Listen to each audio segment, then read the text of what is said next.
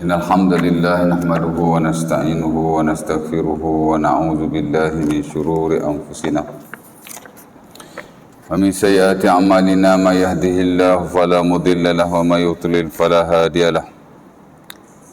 أشهد أن لا إله إلا الله وحده لا شريك له وأشهد أن محمدا عبده ورسوله. اللهم صل على محمد وأزواجه وذريته كما صليت على إبراهيم وعلى آل إبراهيم وبارك على محمد وأزواجه وذريته كما باركت على إبراهيم وعلى آل إبراهيم إنك حميد مجيد. رب اشرح لي صدري ويسر لي أمري واحلل عقدة من لساني يفقهوا قولي. أما بعد. Syukur kata Allah Subhanahu Wa Taala kerana pada pagi ini dapat sama-sama kita kumpul di masjid kita dan akan kita sambung perkongsian kita yang telah kita tinggalkan pada bulan yang lalu, ya.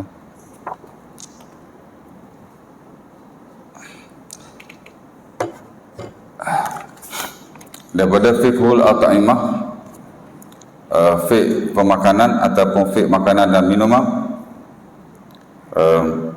dan kita telah berkongsi tentang beberapa perkara asas lah sebelum pada ini. Pertama ialah definisi apa itu makanan. Makanan ialah apa yang dimakan dan diminum juga. Kerana orang Arab kadang-kadang dia sebut makanan ta'am, kadang-kadang dia sebut minuman syarab, ya. Tapi kadang-kadang satu perkataan yakni ta'am sudah merangkumi makanan dan minuman. Makanan pun kita boleh kata ta'am, minuman pun kita boleh kata ta'am. Itu satu keunikan lah bahasa Arab yang saya kira Allah Ta'ala alam lah, mungkin lah tidak ada pada bahasa-bahasa yang lain, mungkin lah, ya.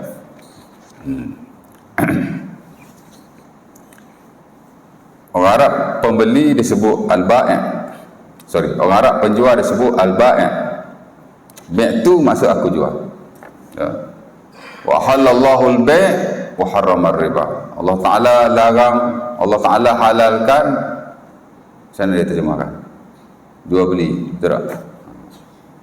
Sebenarnya Allah Ta'ala larang jual, Allah Ta'ala larang beli juga. Sebenarnya Allah Ta'ala menghalalkan jual dan menghalalkan beli juga. Al-bi' dia boleh guna dua-dua, jual pun boleh, beli pun boleh, ya.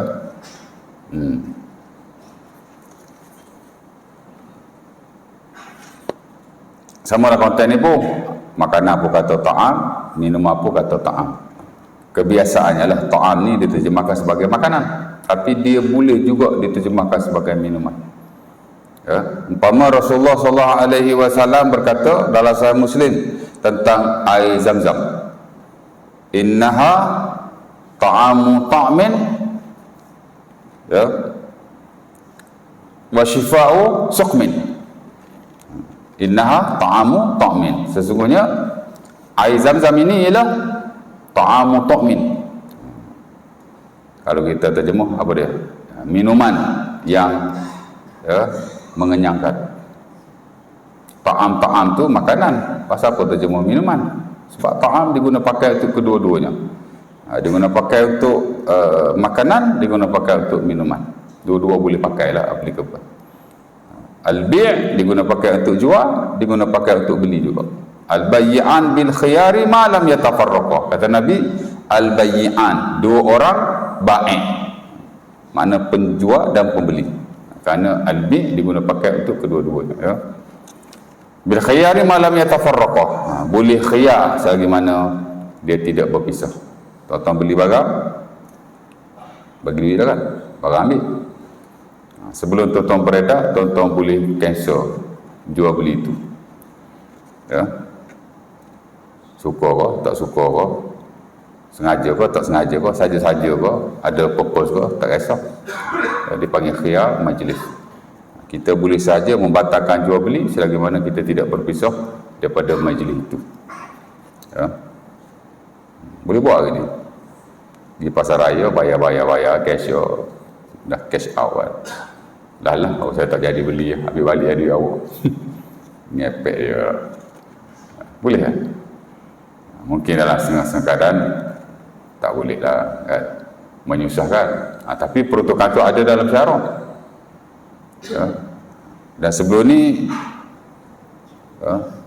kau tahu kenal kan? Apa nama doktor tu? Doktor Ahmad Sufian, pensyarah muamalat di UM. Dia juga adalah AJK Fatwa Perlis.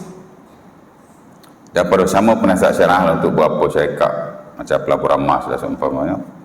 Dia pun pernah up isu ni tentang khiyar majlis yang dia dah tak dipraktikkan. Ya. Saya dulu masa jadi restaurant manager, lama dah cerita 25 years ago kan. Ya. Saya baru jadi ustaz, dulu baru nak start.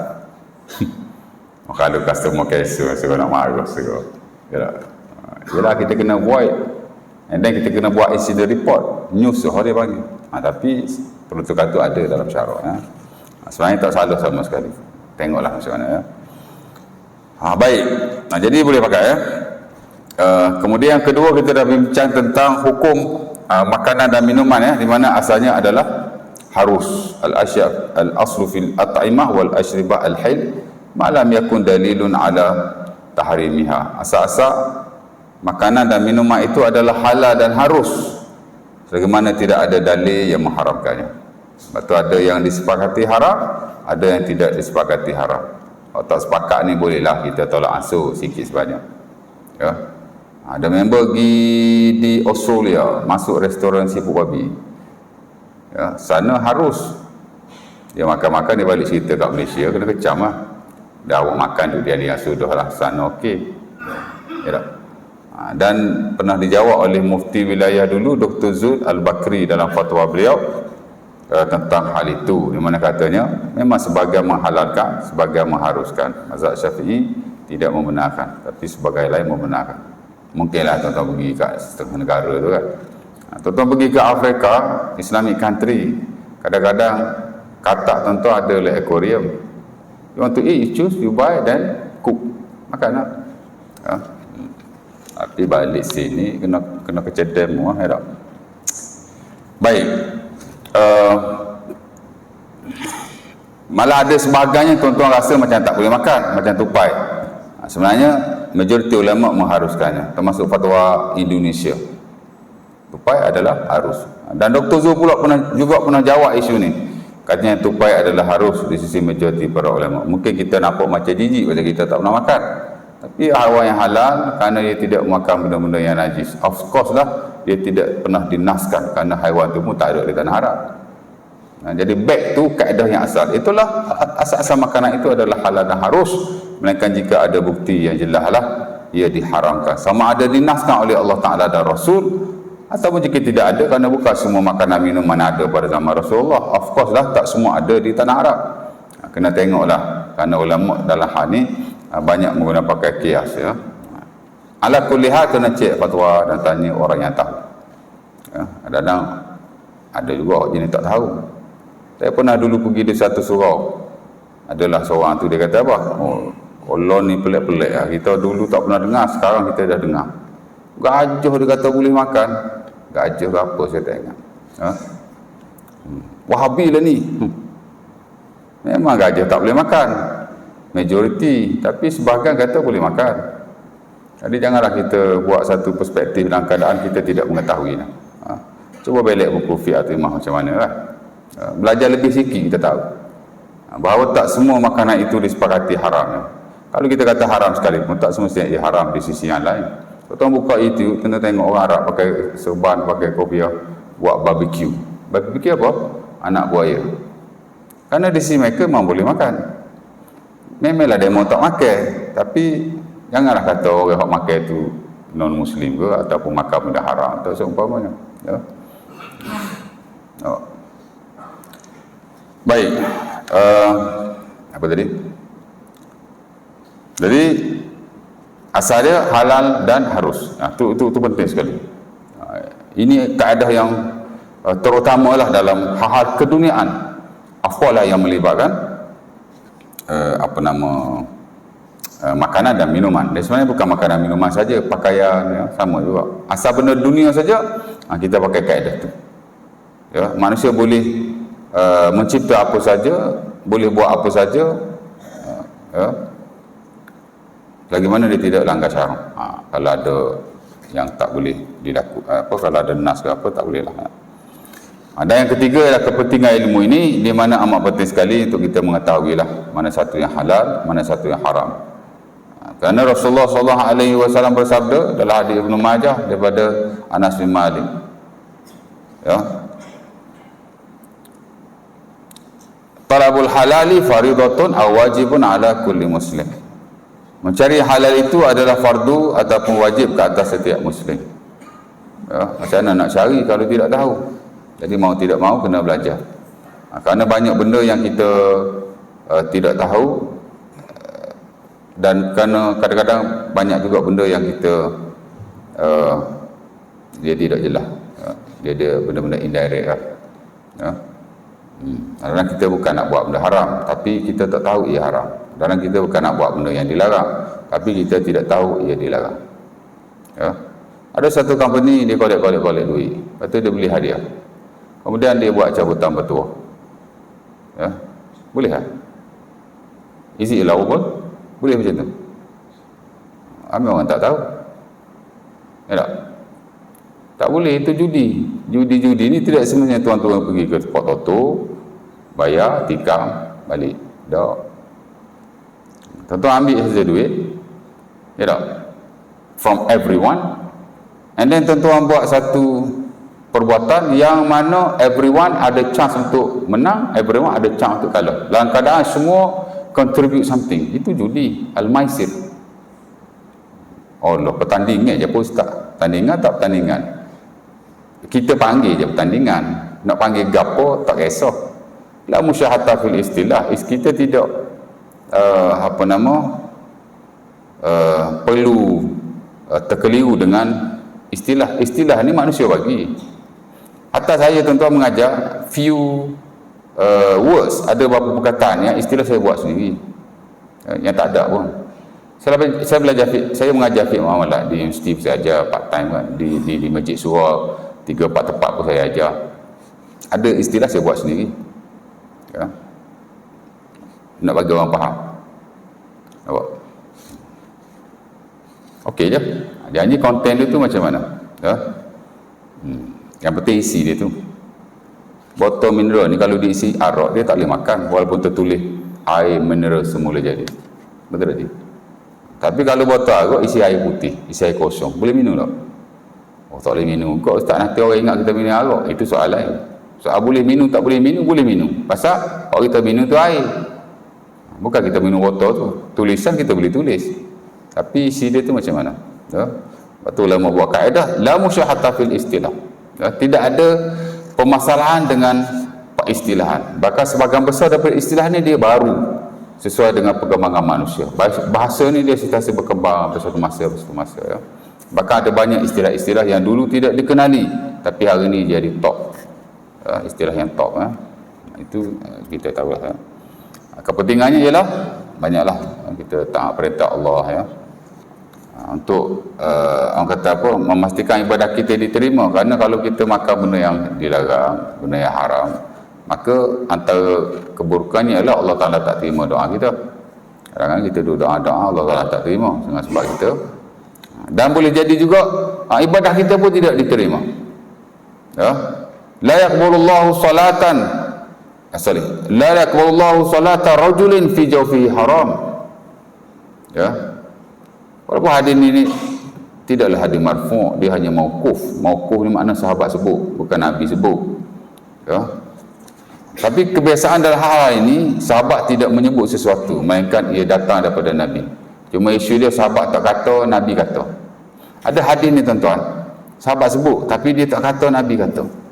Maka kalau sahabat tak kata, Nabi kata, kita tak boleh kata Nabi kata. Kita tetap kena kata sahabat kata. Tapi dengan sebab dia perkara gaib.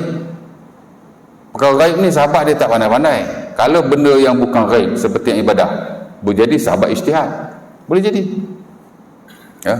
Kerana benda fiqh ni dia boleh fikir sendiri, boleh ijtihad. Betul? Tapi akidah tak boleh. Mana ada orang boleh ijtihad pada akidah? Ya. Orang kata kaedah dalam Islam ialah, ataupun sumber dalam Islam ialah Quran, Sunnah, Ijma', Qiyas. Itu dalam fiqh, bukan Islam keseluruhan. Kalau akidah dia tak pakai yang tu, dia pakai Quran, Sunnah, Ijma', no Qiyas. Qiyas tak ada dalam bab akidah ni. Mana ada Qiyas? Adalah segelintir ulama yang menggunakan pakai, tapi keseluruhan ataupun majoriti daripadanya tidak menggunakannya. Qiyas no dalam akidah. Jadi mana boleh sahabat cakap benda yang dia tidak ambil daripada Nabi? Benda ni benda gaib. Kan? Contoh itulah. Nabi kata Allah Ta'ala tak terima solat yang dalam perutnya ada benda haram. Mana dia tahu Allah Ta'ala tak terima kalau ia tidak diberitahu oleh Nabi? Sebab tu hadis-hadis umpama ini ulama klasifikasikan. Dia marfu' tapi marfu' maknawi. Dia tidak dikatakan oleh Nabi secara direct, tapi ada kemungkinan ia diambil oleh Rasulullah. Degree dia tu bawah lah sikit. Nampak? Pasal benda gaib, mana orang tahu kan? Nabi je tahu.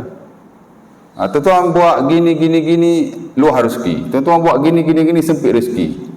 Rezeki ini benda gaib. Tuan-tuan buat begini, Allah Ta'ala dindingkan tuan-tuan daripada kejahatan syaitan, iblis. Syaitan, iblis ni benda gaib, pendindingan pun benda gaib. Lepas tu kalau orang cakap pasal rezeki, pasal pendindingan, pelindungan, kalau saya lah minta dalil lalu, dalil mana dalil? Very sorry to say lah. Pasal this is gaib. Ya? Tak ada siapa boleh buat agama sendiri dalam bab ni. Tapi kalau faith, okey, boleh tolerate. Ibadat. Adapun bab akidah, dia mesti betul-betul datang daripada pengkhabaran wahyu. Tuan-tuan tengok ulama yang kontemporer, baru je meninggal, Dr. Yusuf Al-Qaradawi kan. Kalau ikut dia lagi straight. Ya, dia bukan hanya syurga, neraka, malaikat, syaitan. Kalau benar-benar melibatkan jin pun, jin ni kan, dia kata hak betulnya wahyu ya, Quran hadis. Ya. Sehingga kalau orang tu merasuk pun dia kata itu bukan syaitan, pasal tidak ada dalil. Dia very strict buat ni. Ya tak? Orang tu boleh mendakwa ini di atas pengalaman-pengalaman tertentu, tapi siapa boleh verify? Tak ada siapa boleh verify. Tapi Quran hadis boleh verify. Ya tak? Itu dia punya hal lah kan. Tapi nak cerita begitu. Jadi Nabi kata, ataupun sahabat kata, bukan Nabi kata, sahabat kata, Ibn Abbas lah, Allah Ta'ala tak terima semayang yang dalam perut dia ada benda yang haram, kerana Allah Ta'ala amat tidak suka. Ya? Of course lah, kalau doa memang ada kemungkinan besar tidak diterima oleh Allah, kerana dalam Sahih Muslim Nabi kata ada orang tu dia doa, Ya Rab, Ya Rab, sekarang dia dalam keadaan kesusahan di padang pasir, tidak ada makanan dan seumpamanya, sementara dia bermusafir, yang mana ciri-ciri itu amat dekat dengan mustajab Allah Subhanahu Wa Taala. Allah Taala ni kalau kita susah betul, dia tolong. Dan dah lah musafir, orang musafir doa mustajab. Tak ada makanan minuman pula, takkan Tuhan tak tolong? Dah. Angkat tangan Tuhan mesti tolong ya. Tapi Nabi kata mat'amu haram, malbasu haram, ghuzi bil haram, fa anna yustajabu lahu. Makanan dia haram, pakaian dia haram, dia pula diberi makanan yang haram. Macam manalah Allah Ta'ala nak mustajabkan? Di samping banyak kepentingan yang lain ya. Jadi tiga isu ni walaupun dia mukadimah, tapi dia ada prinsip asas dan terutama dalam bersabit fiqh ni. Cuma hari ni tuan-tuan saya nak masuk tajuk yang barulah, yang dinaskan oleh pengarang buku ini. Itulah Abu Mu'az As-Sudais. Itulah tajuk dia, makanan haram hanya 4 kan? Saya dah bagi nota ni kat Haji. Mana Haji kita? Tak bagi lagi, nanti nak bagi. Tajuk buku ni makanan haram hanya 4, kemudian dibuat tanda tanya. Kenapa tuan-tuan? Kerana terdapat sebilangan ulama yang mengatakan bahawa yang diharamkan oleh Allah, yang betul-betul haramlah hanya 4 sahaja. Ya. Kerana dalam Quran 4 makanan ni saja yang disebut oleh Allah. Dan pendapat itu juga disandarkan kepada Ibnu Umar radhiyallahu taala anhu. Umpamanya dia akan sunnah Abi Daud, tak kala ditanya oleh sahabat yang lain tentang Kungfus. Tahu Kungfus? Bukan kungfu, Kungfus. Eja sama dah tu, Kunfuz. Bahasa Melayu kita landak lah, landak. Landak eh? Boleh makan landak? Pernah makan landak? Ada restoran landak tuan, kat Sabak Bernam. Anak tak pernah makan lah. Tapi keluarga isteri ada pergi ya. Isteri anak orang Sabak Bernam. Katanya sedap, tak tahu lah kan. Dia bukan eksotik ya. Mungkin terkawal kot, saya tak tahu. Jadi Ibnu Umar dia tanya tentang Konfus, boleh makan ke tidak boleh makan? Dia kata boleh. Kemudian dibaca ayat ni. Qul la ajidu fima uhiya ilayya muharraman ala ta'imin yat'amuhu illa maitatan aw daman masfuhan aw lahma khinzir fa innahu rijsun aw fisqan, sampai akhir ayat ya. Dia baca ayat ni. Dia kata boleh, jaizun, halal. Karena Allah Subhanahu wa taala berkata, qul la ajidu fima uhiya ilayya muharraman, katakanlah wahai Muhammad, aku tidak dapati perkara-perkara yang haram ke atasku untuk seseorang pemakan itu memakannya. Makna kata ayat ni nak kata tidak haram ke atas seseorang untuk makan sesuatu, melainkan Allah Ta'ala punya satu ayyakuna maitatan, bangkai.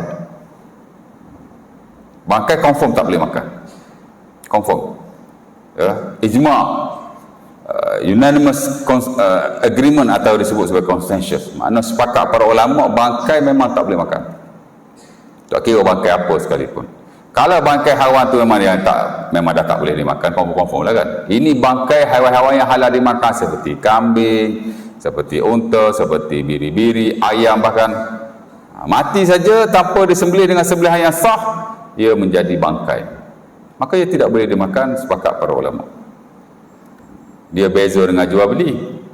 Bangkai ini tuan-tuan, majoriti ulama melarang jual beli, tapi segelintir lah membenarkan. Dia bak jual beli dia ringan sikit berbanding bak makan. Sebab itu kalau boleh bak makan ni, walaupun tak ada bukti 100% lah, ulama menggalakkan kita meninggalkannya jika ada syubhat-syubhat tertentu. Ya, tuan-tuan belajar hadis 40 Nawawi, hadis Ibnu Majah yang diriwayatkan oleh Ibn Abbas Hasan bin Ali, bukan Ibn Abbas. Ibn Abbas hadis lain la darara wa la dirar, tak silap. Da' ma yaribuka ila ma la yaribuka. Nabi kata tinggalkan perkara yang meragukan kamu kepada perkara yang tidak meragukan kamu. Walaupun asas makanan itu harus, walaupun asas makanan itu halal, betul-betul kita kena confirm, ada pembuktian dia ni haram baru kita tak boleh makan. Tapi kalau 50-50 ataupun 70-30 ataupun 90-10, kata haram tak lagi, tapi sebaik-baik kita tinggalkan. Ya, ada dakwaan makanan yang tidak halal, contohlah ada bahan-bahan asing dan seumpamanya yang kita agak percaya walaupun tak adalah bukti yang betul-betul solid.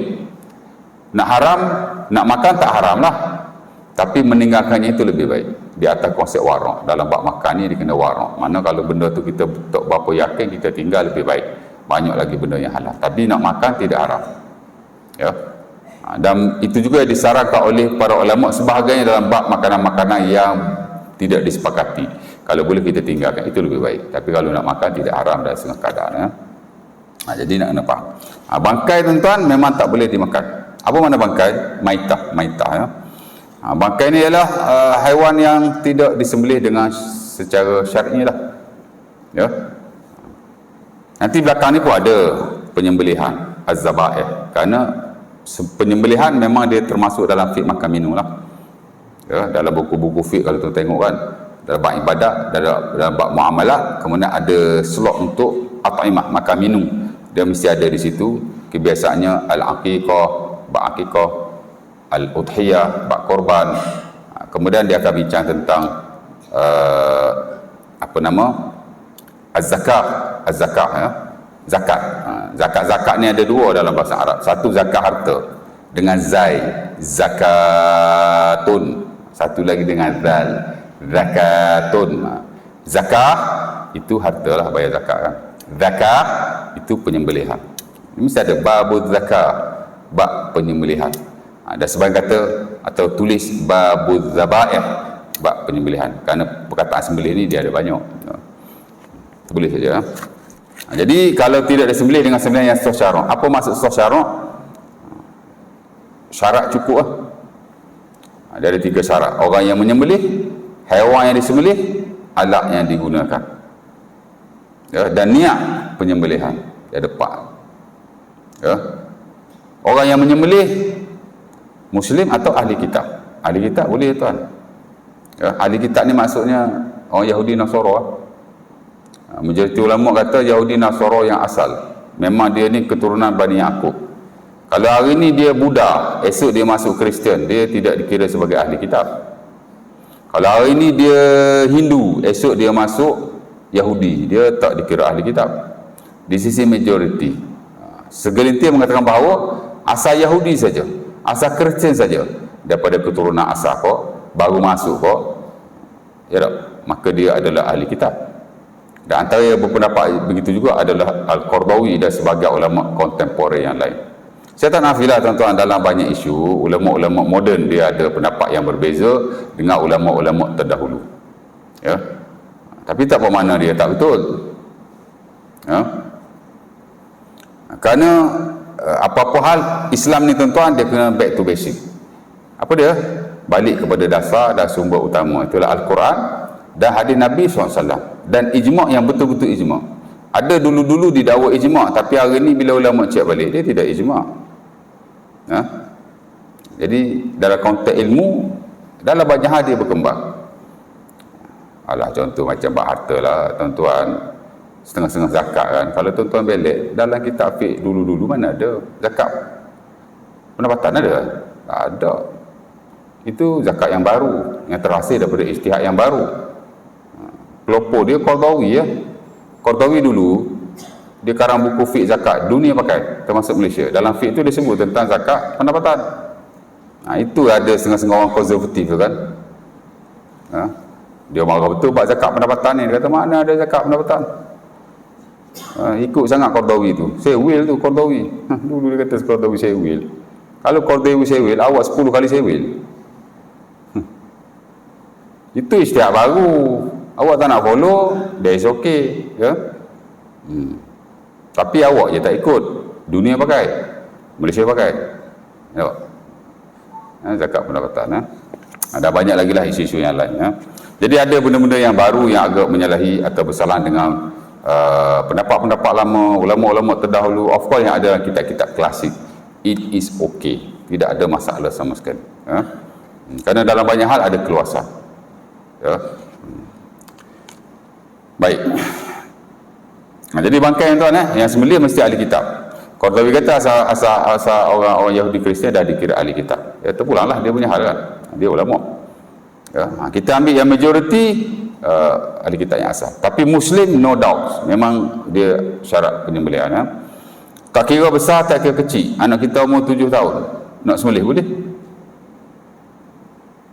Anak kita umur 4 tahun boleh. Dia jangan 3 tahun ke bawah. Pasal hak tok mumayyiz ni ulama khilaf lagi tu.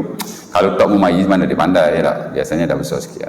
Tapi anak kita hak sekolah rendah, hak sekolah menengah, kalau tok balik pun boleh sembelih. Sah. Kerana penyembelihan tidak disyaratkan balik. Tidak disyaratkan lelaki atau wanita. Oh Allah, habis awak memelih. Awak dah pula belajar sembelih. Kalau habis tak ada, awak sembelih sendiri.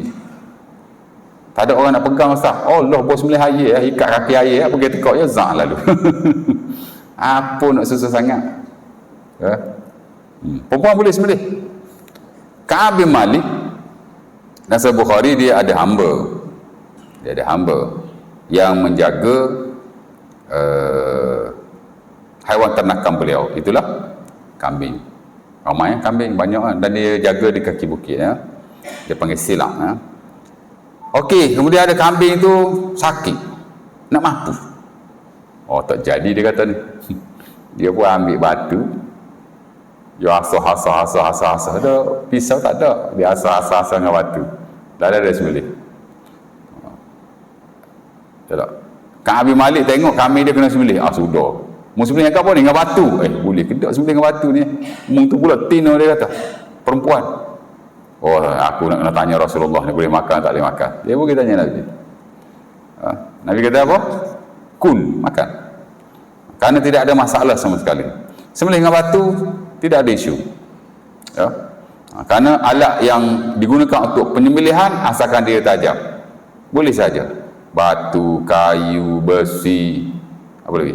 Apa pun logam lah. Yang tidak boleh hanya dengan tulang saja. Tulang tu asah-asah bagi tajam, sembelih. Tak boleh. Memang orang ini tak buat kan. Dulu-dulu menyembelih dengan tulang adalah perbuatan orang-orang Arab jahiliyah. Innahu mudal Habasyah, kata Nabi. Ini adalah perbuatan orang-orang kufar Habasyah yang tak boleh diamalkan lah. Sementara tulang ni dikatakan oleh para ulama ia najis, ya. Dan dia makanan kepada jin. Tulang ni makanan jin. Jadi kita guna untuk sembelihan, kita sudah mengotorkan tulang itu. Dia tak bagus lah, ya. Jadi Nabi tak pernah. Lagi satu gigi, gigi pun Nabi tak bagi. Asin, ya. Kerana gigi juga ada sebahagian daripada tulang. The rest boleh. Alat. Ya. Okey, orang tadi Muslim. Lepas. Budak kecil kau, anak-anak kau, apa nama, wanita kau, boleh aja. Ya. Jadi kalau tuan-tuan, isteri-isteri nak belajar sembelih, boleh. Belajar dengan suami tu. Oh, suami saya pun tak pandai sembelih, Ustaz. Tak tahu nak belajar dengan siapa. Belajar dengan jiran ke apa. Okey, penyembelihan, pas. Very simple. Okey, alat yang digunakan untuk sembelihan apa sahaja selain tulang dan gigi. Ya. Dan of course lah, haiwan yang disembelih mesti haiwan yang halal dimakan. Dan haiwan yang masih hidup ketika ia disembelih. Kalau sembelih haiwan yang mati dah tak boleh. Ataupun tak mati lagi, dekat-dekat nak mati, memang nak mati sungguh. Ya. Boleh sebenarnya, dengan syarat bila kita sembelih tu, dia ada hayah mustaqirrah. Mana dia ada kehidupan yang kuat. Haiwan kita, contoh kambing, bung kena tepu kereta, dilanggar kenderaan. Boleh sembelih tuan. Cepat-cepat ambil bisa sembelih. Ya. Yalah, kalau kena langgar, putus paruh badan, tak boleh sembelih lah. Sebab itu kemungkinan besar dia mati kerana pelanggaran itu dalam jangka masa yang singkat. Tapi kena langgar, bung, soyok kaki, pohon soyok. Memang dia akan mati kalau tidak dirawat dalam beberapa hari, tapi boleh jadi tak mati juga. Tuan-tuan sembelih tu darah terpancuk tubik, cung. Dia pun menggelepar, boleh ya? Dia tak boleh ni kita sembelih, dia lembek dah. Darah langsung tak terpancuk. Lepas tu tidak menggelepar. Tak boleh. Jadi nak tengok juga, ya. Jadi haiwan tu bisa halal dimakan dan dia masih hidup. Hari tu raya haji, ada orang dia sembelih lembu kan, viral juga kan. Dia jeruk lembu tu, si aku lembu tu. Nampak? Masa sembelih tu darah tak pancuk langsung. Pasal member memang tak mati lagi, tapi mungkin dah dekat-dekat nak mati dah. Nazak, nyawa-nyawa ikan dah pasal gigi jeruk. Tak boleh makan lah. Kaki pun, patut bila sembelih, kaki, gitu. Kalau tuan-tuan sembelih, walaupun dia dilanggar, tapi darah pancuk keluar, kaki pun ni. Maknanya, dia mati kerana sembelihan, tapi bukan kerana dilanggar. Jadi, ya, nampak? Cukup syarat tu tuan-tuan. Okey? Ya. Orang yang menyembelih, alat yang digunakan untuk sembelih, haiwan yang disembelih. Simple-simple aja. Tuan-tuan ada idea begitu, tuan-tuan tahu. Dan of course lah niat penyembelihan. Kita niat ni untuk apa? Di mana apa-apa niat pun boleh. Niat nak buat kenduri kendara, niat nak sedekah kat orang. Yang tak boleh lah, azabhu li ghairillah. Sembelih bukan kerana Allah. Itu yang tak boleh. Macam orang Arab jahiliah, dia sembelih untuk tuan-tuan mereka. Sembelih untuk berhala. Sembelih untuk jin. Orang Arab dia sembelih juga untuk jin. Tak boleh. Mana ada orang buat, Ustaz? Ada orang buat. Ya, orang mengadu dengan saya, dia pergi jumpa seorang ustaz, katanya ustaz lah. Tapi biasa kalau jenis macam ni Tok Romo. Kita pun keliru hari ni, ustaz pun ya, Tok Romo pun ya kan. Dia kata awak kena sembelih kambing ni depan rumah. Lepas sembelih tu, tak payah makan lah, tanam, dia kata. Dan dia buat. Tak tahulah dia ke orang lain, tapi dia cakap dengan saya, apa hukum dia? Saya kata tak boleh, itu syirik. Dan memang kambing tu tak boleh dimakan. Kalau awak nak buat begitu, awak sembelih niat sedekah boleh lah. Memang digalakkan kita bersedekah, mudah-mudahan Allah Ta'ala angkat penyakit kita dan seumpamanya. Tapi kalau semata-mata sembelih tu untuk siapa? Untuk jin lah tu, untuk hadam ke tak? Untuk Allah tu. Suruh sembelih saja, makan jangan. Pelik. Orang kita boleh ikut benda gitu dia. Ha? Dah buat pun nak tanya kita. Ha? Jadi bangkai bangkai tak boleh. Tadi saya tertinggal. Ibnu Umar tu dia baca ayat ni tuan. Orang dia tanya landak, dia kata boleh. Dia baca ayat ni. Pasal awak sebut pak ni dia kata. Kemudian sahabat itu berkata kepadanya, aku bertanya Abu Hurairah, lalu beliau berkata, innahu khubsum minal khaba'is atau khabisatun minal khaba'is. Dia tanya Ibnu Umar, Ibnu kata boleh. Hak Allah Ta'ala haram hak ni je. Ni ada baca ayat ni. Pak ni. Salah satu bangkai kan, ada 3 yang lain. Next time lah. Lepas tu kawan tu kata ke dia, aku tanya Abu Hurairah, Abu Hurairah kata tak boleh. Innahu khabisatun minal khaba'is. Dia adalah makanan yang keji daripada makanan-makanan yang keji. Wa qala anna Nabi SAW qala zalik, dan Abu Hurairah bagi tahu aku yang kata ni Nabi. Supaya tak cerita dia. Dia tanya Ibnu Umar, Ibnu Umar kata harus halal. Dalilnya kerana tidak ada larangan. Dalam Quran Allah Ta'ala larang 4 saja. Salah satu bangkai yang saya dah hurai dia lah. Ada 3 lagi next time. Sahabat ni kata balik pada dia, aku dah tanya Abu Hurairah. Abu Hurairah kata tak boleh. Ini makanan yang keji. Dan Abu Hurairah berkata, ia dikatakan oleh Rasulullah SAW. Apa jawab Ibnu Umar? In kana Nabi qala zalik fa huwa kama qala. Dah kalau ke Nabi kata begitu, maka mu ikutlah Rasulullah SAW. Fa huwa kama qala. That's it. Ya. Duk tanya-tanya buat apa lagi, dah Nabi kata cukup lah. Sebab itu tuan-tuan tengoklah standard mazhab Hambali, landak adalah haram kerana dia pakai hadis itu. Hadis yang diriwayatkan oleh Ibnu Umar, perbualan beliau tentang landak ni yang diriwayatkan oleh Sunan Abi Dawud. Unfortunately hadis tu menurut sebahagian ulama yang lain, terutama ulama-ulama hadis, ia adalah hadis yang dhaif. Hadis hak tak kuat. Hadis hak lemah. Ada sebahagian kata hadis dhaif tak boleh disebut sebagai hadis yang lemah. Sebut hadis dhaif sebab ini istilah. Boleh saja tuan. Pasal dhaif ni mana lemah. Janji kita faham, hadis dhaif ni hadis lemah, pasal dhaif pun lemah. Tak salah. Saya translator, saya boleh jadi translator. Kerana kelulusan saya memang bahagian translation. Jadi bagi saya tidak ada masalah sama sekali. Dan saya tengok ilmuwan-ilmuwan yang buat buku ulum hadis atau mustalah hadis yang diterjemahkan dalam bahasa Melayu ataupun yang dia karang sendiri, dia guna istilah yang sama. Boleh je. Hadis dhaif, yang ni hadis lemah. Jadi kata para ulama ni hadis yang lemah, maka tak boleh diguna pakai. Kembali pada kaedah yang asal. Landak ni yang makan gapo? Dia tak makan benda yang haram. Ada nas tak? Tidak ada nas. Ada tak alasan-alasan lain yang menjadikan ia haram seperti kemudaratan? Tidak ada. Kenajisan? Tidak ada. Cek-cek banyak tak ada. Jadi dia kembali kepada kaedah yang asal. Itulah asal-asal makanan itu halal. Sebab itu yang standard dalam mazhab Syafi'i, fortunately halal. That's why ada Rasulullah landak. Jadi tuan-tuan boleh lah boleh makan dia. Baik ya. Jadi ada ulama memang dia kata haram pak ni je. Tapi majoriti kata tidak. Ada banyak lagi yang haram. Tapi yang utamanya pak ni, salah satu ialah bangkai. Bangkai ni ialah disembelih tidak secara syar'i, yang saya kongsikan dengan tuan-tuan. Kemudian ada 3 yang lain, itulah daman masfuhan aulah makhinzir.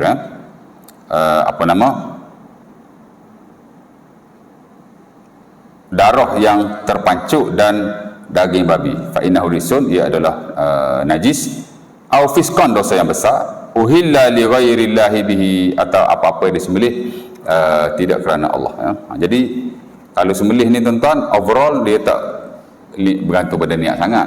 Yang tak boleh hak disebut pasal niat ni ialah kalau kita sembelih bukan kerana Allah, sembelih kerana berhala, sembelih kerana jin, tak boleh. Ataupun sembelihan di atas sebab-sebab yang ni. Sembelih tolak bala, dulu orang kita ada buat tau. Tak tahulah zaman bila, zaman tu nenek moyang kita dululah. Untuk nak tolak bala ni, dia bawa lembu pergi tepi pantai. Lepas lepas tu dia sembelih, semata-mata sembelih. Tak tahulah dia makan atau tidak. Tak? Tak boleh tuan. Tuan-tuan buka YouTube daripada galeri kebangsaan, dia ada masuk. Upacara mandi safa di tepi pantai. Ada. Siap ustaz tukar baca doa lagi tu lebah mana tukar baca doa. Tak? Dia buat aktiviti ataupun ritual di pantai, nama dia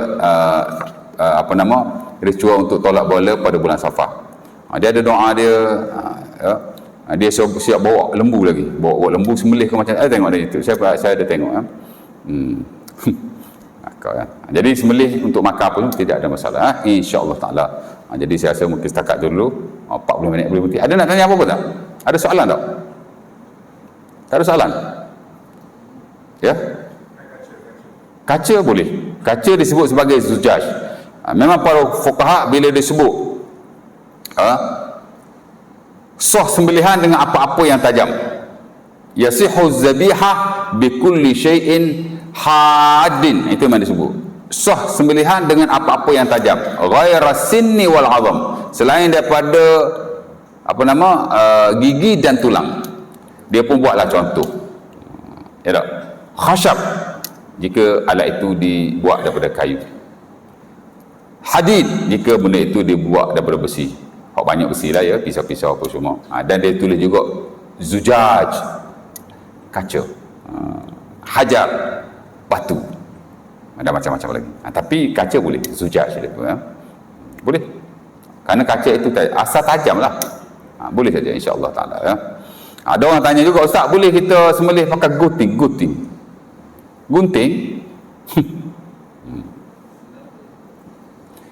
Boleh, kerana gunting adalah tajam. Jadi putus urat dia. Ya, tapi jaga orang buat lah pakai gunting. Ya tak? Silap-silap putus kepala haiwan. Putus kepala boleh tuan, makruh lah. Kalau sembelih zak putus kepala, makruh. Dia isu dia kalau putus kepala, tapi bukan kok atas mari kok bawah mari atas mari bawah. Lembu duduk depan dia bawa mari parai. Bismillah. Pum. Ya. Sebagai ulama kata halal kerana ia termasuk dalam konteks penyembelihan. Putus orang dia. Putus. Tu bila bahasa pancu. Putus kepala tak ada syarat. Dan ada sebahagian kata tidak halal kerana penyembelihan itu tidak ada dalam nanas yang ada. Dia mesti ke bawah. Naik atas. Ada gitu. Memang tak ada orang buat. Tapi ada sebahagian negara buat tuan, seperti di India. India dia buat gitu. Tapi tak tahulah Muslim tak Muslim. Tapi ada disebut oleh para ulama. Sembelihan begitu tidak disepakati ada halal atau tidak. Sebahagian kata tidak halal, sebahagian kata halal. Cuma tak bagus lah. Memang, tapi mereka sepakat. Sembelihan yang menyakiti haiwan, of course lah sampai terputus kepalanya, maka ia adalah tidak digalakkan. Ali bin Abi Talib dalam sebagai asar dia ditanya, apa hukum kalau kita sembelih haiwan tapi terputus kepalanya? Maka Ali berkata, la ba'sa bihi, tidak mengapa. Walaupun apa ulama dia memakruhkanlah hal seumpama itu. Kalau kita tak sengaja tak apa, ada juga tanya sembelih ayam banyak-banyak tu kan, sembelih pak terputus, tak apalah. Ini saja putus. Tak boleh kan. Ya. Insya-Allah taala setakat itu dulu untuk pagi ni. Kalau tak ada apa-apa, mudah-mudahan sikit sebanyak perkongsian kita mendapat manfaatlah untuk kehidupan kita, ya. Aku lakukan azza Assalamualaikum warahmatullahi wabarakatuh. Kita tutup majlis kita dengan tasbih kafarah dan surah Al-Asr.